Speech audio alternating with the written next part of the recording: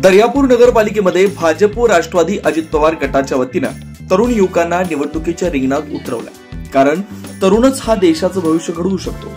सभागृहात सुशिक्षित उमेदवार जर बसल्यास त्यांच्या माध्यमातून शहराचा चांगल्या प्रमाणात विकास होऊ शकतो। याच हेतून प्रभाग क्रमांक 2 इथं भाजप राष्ट्रवादी अजित पवार गटाच्या युतीमधून घड्याळ या चिन्हावर सौ मयुरी हरीश माहुरे यांना निवडणुकीच्या रिंगणात उतरवलंय। प्रभागातील रखडलेली कामं व शैक्षणिक समस्या या मार्गी लावण्याचा ध्यास त्यांनी घेतलाय। त्यामुळे आता मतदार सुशिक्षित उमेदवाराला संधी देणार का हे सुद्धा पाहणं महत्त्वाचं ठरणार आहे।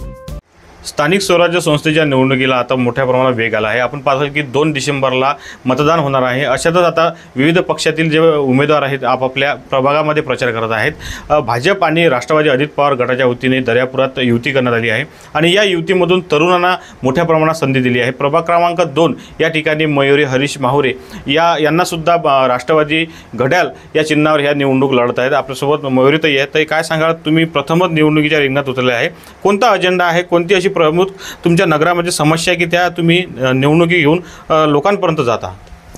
आमच्या प्रभागातील जेही रखडलेली कामे आहेत ते आम्ही नक्कीच पूर्ण करण्याचा प्रयत्न करू। तर आमच्या प्रभागातील जुना सरकारी दवाखाना आहे, तिथली जागा खूप वर्षापासून खितपत पडलेली आहे। तर त्या ठिकाणी सौंदर्यीकरण करण्यात आलं तर ते खूप चांगलं होईल। म्हणजे जसं युवकांसाठी जिमखाना झाला, युवकांसाठी अभ्यासिका झाली, अशा प्रकारे जर तिथे सौंदर्यीकरण करण्यात आलं तर ती जागा आकर्षित होईल।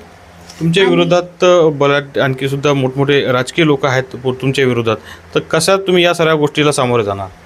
माननीय पंतप्रधान मोदी यांनी सांगितलं आहे की आपल्या देशाचा विकास हे युवकच घडवू शकतील। त्यामुळे युवकांना ही संधी मिळायला पाहिजे आणि लोकांनी याला प्रतिसाद द्यायला हवा।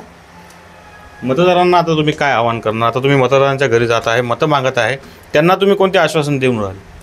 आम्ही त्यांना हेच सांगितलं आहे की आम्ही बचत गटाच्या माध्यमातून महिलांसाठी गृहउद्योग, लघु उद्योग आणि यांची मागणी करू आणि त्यांच्यासाठी लाडकी योजना, आवास योजना ह्या योजना आधीच आमच्या सरकारने त्यांना उपलब्ध करून दिल्या आहेत।